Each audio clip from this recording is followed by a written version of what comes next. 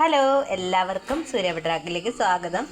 അപ്പോൾ അതാണ്ട് ഞാനേ കുറച്ച് നെല്ലിക്ക ഒരു അരക്കിലോ നെല്ലിക്ക ഉണ്ടായിരുന്നു. അരക്കിലോ എന്ന് പറയുമ്പോൾ ഇതിലൊന്നും അത്രയൊന്നും ഇല്ല. അത് ഞാൻ ഉപ്പിലിട്ട് വെച്ചിട്ടുണ്ട് കേട്ടോ. ഇപ്പം ഇന്നാണ് ഞാൻ ഉപ്പിലൊക്കെ ഇടുന്നത്. അമ്മ വരുന്നതിന് മുന്നോടിയായിട്ട് ഞാൻ ഉപ്പിലൊക്കെ ഇട്ട് വെച്ചതാണ് കേട്ടോ. അപ്പോൾ അതിൻ്റെ കൂടെ ഞങ്ങളുടെ വീടിനടുത്തുള്ളൊരു ചേച്ചി തന്നെ നല്ല അടിപൊളി ഡബിൾ ഉളിക്ക. അവിടെയൊക്കെ എന്താ, നിങ്ങളുടെ അവിടെയൊക്കെ എന്താ പറയുന്നതെന്നൊന്ന് കമൻറ്റ് ചെയ്യണേ.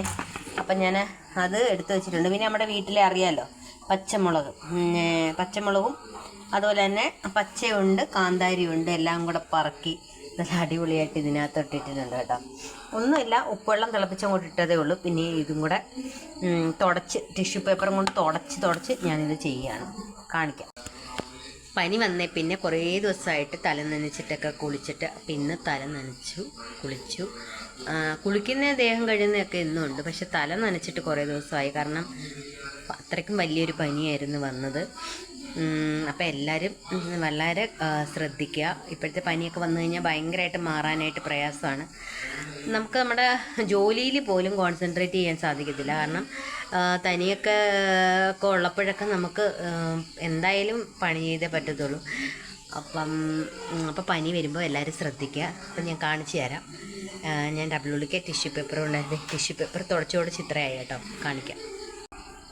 അപ്പം ഞാൻ ഇതുപോലെ ഓരോന്നെടുത്ത് ഇതുപോലെ തുടച്ച് ടിഷ്യൂ പേപ്പറിൽ തുടച്ച് ഓരോന്നായിട്ട് ഇങ്ങനെ ഇതിലേക്ക് ഡിപ്പ്